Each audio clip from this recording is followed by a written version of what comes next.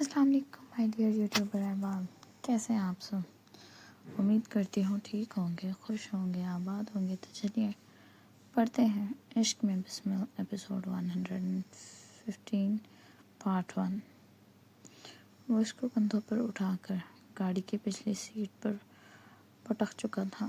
گاڑی کا دروازہ بند کرتا وہ اس سے اوپر پورا حاوی ہو گیا تھا۔ اس کے وجود کا بوجھ جیسے اس کی سانسیں تک چھین رہا تھا۔ وہ چیخ رہی تھی۔ مہران کا غصہ اور بڑھ رہا تھا۔ اس کی چیخیں جیسے اس کے کانوں میں گونج کر اسے اور بے قابو کر رہی تھیں۔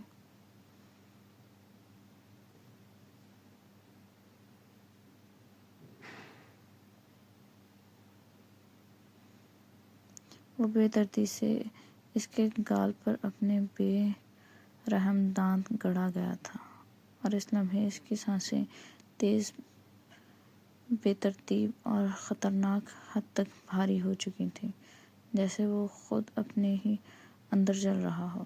مہران خان کا غصہ ایسا تھا جیسے وہ آج پوری دنیا کو تہس نہس کر دے گا، جیسے اس کے اندر برسوں کا دبا ہوا طوفان آج بپھر کر باہر آنے کو تیار ہو۔ مہران خان کی گاڑی تیز رفتار سے اسلام آباد کی طرف رواں دواں تھی۔ رفتار صرف سڑک پر نہیں بلکہ اس کے دل اور دماغ میں بھی دوڑ رہی تھی۔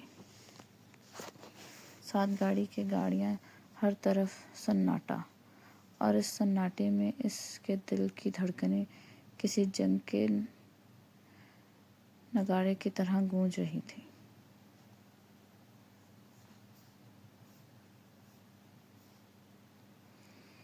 آج وہ اس عورت کو زندگی سے آزاد کرنا چاہتا تھا، یا شاید خود کو اس اذیت سے آزاد کرنا چاہتا تھا جو اس عورت نے اس کے اندر بسا دی تھی، جو اپنے ہی شوہر سے بیزار تھی۔ کیا نہیں کیا تھا اس کے لیے مہران خان نے۔ زبردستی کی عورت اپنے سر پر سوار کی، ایک انچاہی عورت کو اپنی عزت بنا کر رکھا، اور تب اس کو عزت دی جب اس کے اپنے ماں باپ اسے پناہ دینے سے کتراتے تھے۔ لیکن مہران خان نے ایک سردار ہوتے ہوئے ایک معمولی گھر کی لڑکی کو اپنا نام دیا، اپنی پہچان دی، اپنی سانسوں میں جگہ دی۔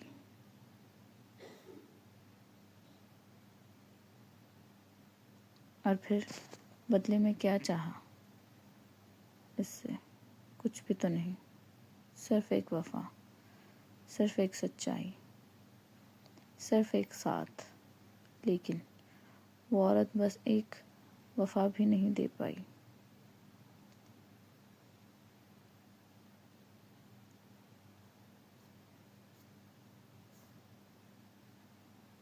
اور یہی بات آج اس کے اندر زہر بن کر پھیل رہی تھی۔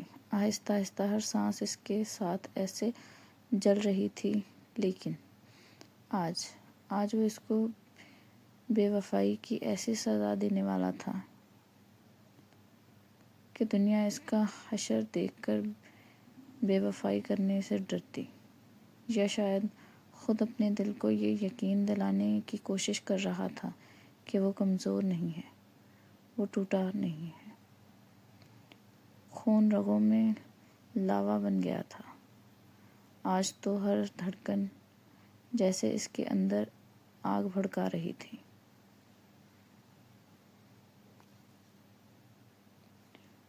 حورین مہران خان کے لیے قیامت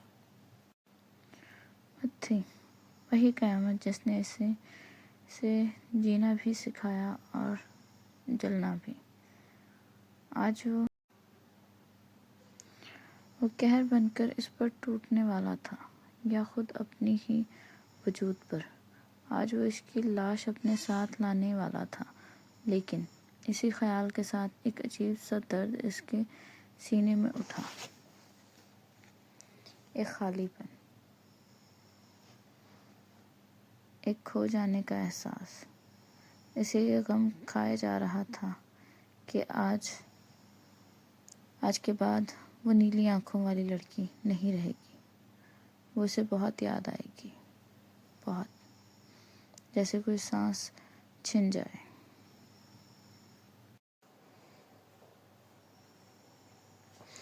جیسے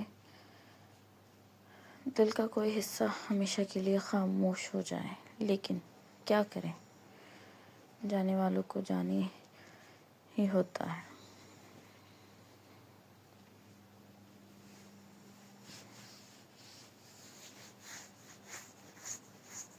وہ خود پر ترس کھا رہا تھا کیونکہ اس کی نیلی آنکھوں والی بیوی نہیں رہنے والی تھی. وہ اس کی موت پر غمزدہ ہو رہا تھا.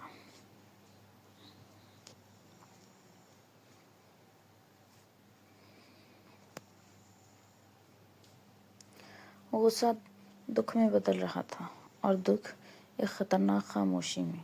اب غصے کی جگہ دکھ نے اسے گھیر لیا تھا کہ آج کے بعد وہ اس نیلی آنکھوں والی کو نہیں دیکھ سکے گا.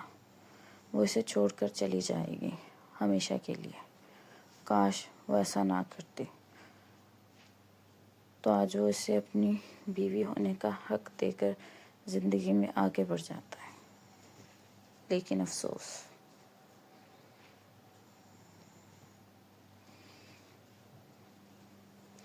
اب وہ نہیں رہے گی. مہران خان اب اکیلا رہ جائے گا، اکیلا اپنی ہی بنائی ہوئی اس دنیا میں. پھر اس کا دھیان حورین کے باپ کی طرف گیا. وہ اس کے باپ کے لیے دکھی ہو رہا تھا. کاش وہ بیوقوفی نہ کرتی تو دین محمد کو اپنی جوان بیٹی کو مٹی نیچے نہ دیکھنا پڑتا.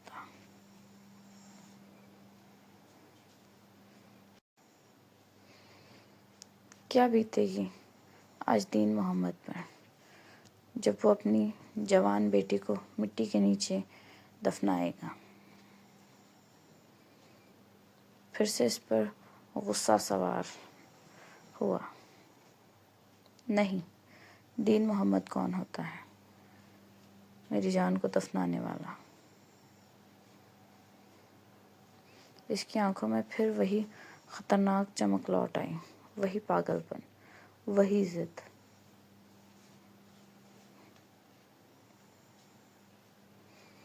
اسے تو میں خود اپنے کمرے میں سنگ مرمر کے پتھروں کے نیچے دفناؤں گا جہاں سے اب وہ کبھی نکل نہیں پائے گی، ہمیشہ کے لیے. صرف میری دماغ کی رگیں پر جھنجھلاہٹ اٹھی. وہ اس کی سانسیں ایک بار پھر بے قابو ہو گئیں.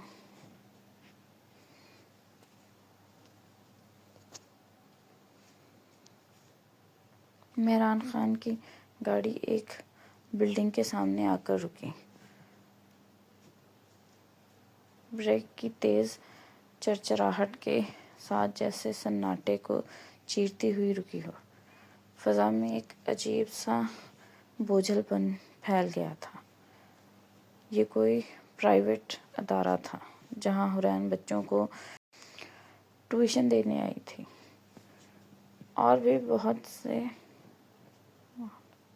لڑکے لڑکیاں یہاں بچوں کو ٹیوشن دینے آتے تھے. یہ ادارہ ان کے لیے اچھا تھا جن لوگوں کو اپنی پڑھائی کے ساتھ نوکری کرنا ضروری تھا. ساتھ اس ادارے نے رہائش کی سہولت دے رکھی تھی. یہی وجہ تھی حورین کا یہاں نوکری کے ساتھ رہائش کا بھی بندوبست ہو گیا تھا.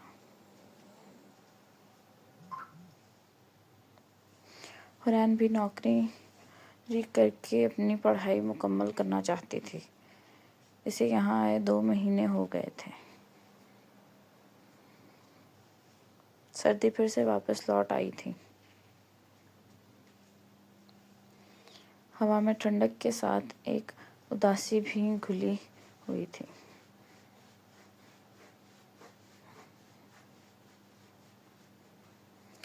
جیسے کوئی اندیکھا طوفان قریب ہو. حرین کرتی اور ٹراؤزر کے ساتھ اوپر سے لمبے کوٹ پہنے ہوئے تھی۔ خوبصورت تو پہلے ہی بلا کی تھی، اوپر سے اب وہ ماڈرن ڈریسنگ کرنے لگی تھی تو وہ قیامت لگ رہی تھی۔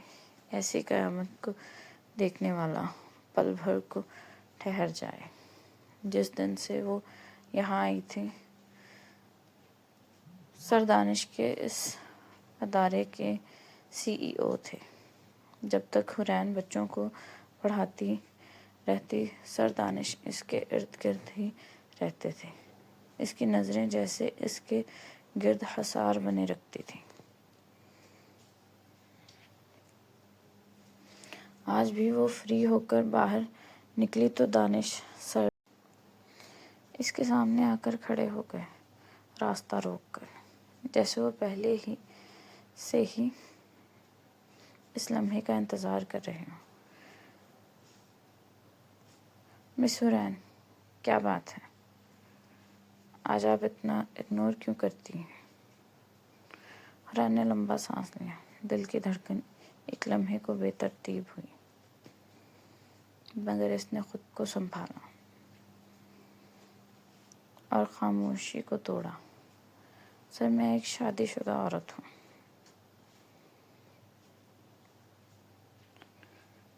سر دانش ہنستے چلے گئے۔ ان کی ہنسی میں ہلکی سی ضد، ہلکا سا غرور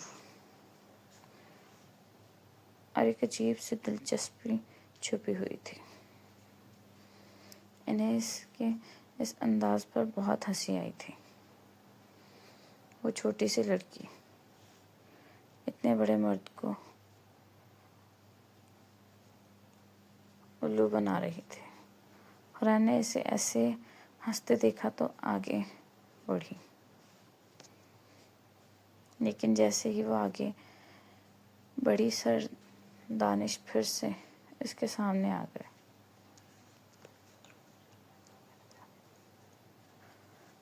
اس بار وہ اور قریب اور زیادہ سنجیدہ۔ اس سے پہلے وہ حرین کو کچھ بولتے سامنے سے آتے مہران کو دیکھ کر حرین نے سانسیں روک لیں، جیسے وقت وہیں رک گیا ہو۔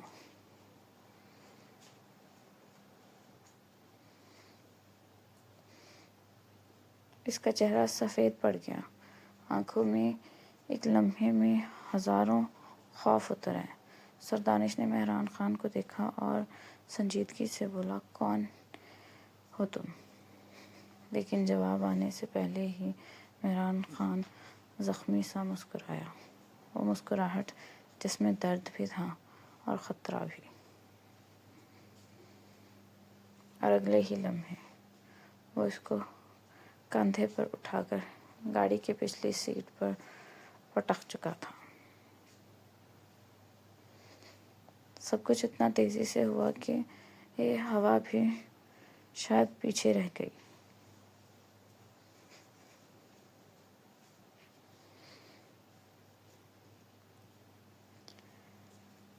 گاڑی کا دروازہ بند کرتا وہ اسے اوپر پورا حاوی ہو گیا تھا۔ اس کے وجود کا بوجھ جیسے حرین کی سانسوں کو کچل رہا تھا۔ وہ چیخ رہی تھی۔ اس کی آواز بند گاڑی میں گونج کر اور تیز ہو رہی تھی۔ مہران کا غصہ اور بڑھ رہا تھا۔ ہر چیخ، ہر تڑپ جیسے اس کے اندر جلتی آگ کو اور بھڑکا رہی تھی۔ وہ بے دردی سے اس کے گالوں پر اپنے بے رحم دانت گڑا گیا تھا۔ اس کی سانسیں تیز، بے قابو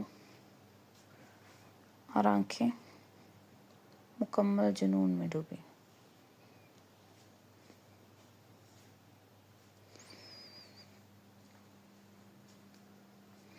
جیسے وہ خود کو بھی نہیں پہچان رہا ہو۔ جاری ہے. پلیز اگر کہانی پسند آئے تو چینل کو سبسکرائب کریں، اپنی قیمتی رائے کا اظہار ضرور کریں. دعاؤں میں یاد رکھیں. شکریہ. اللہ حافظ.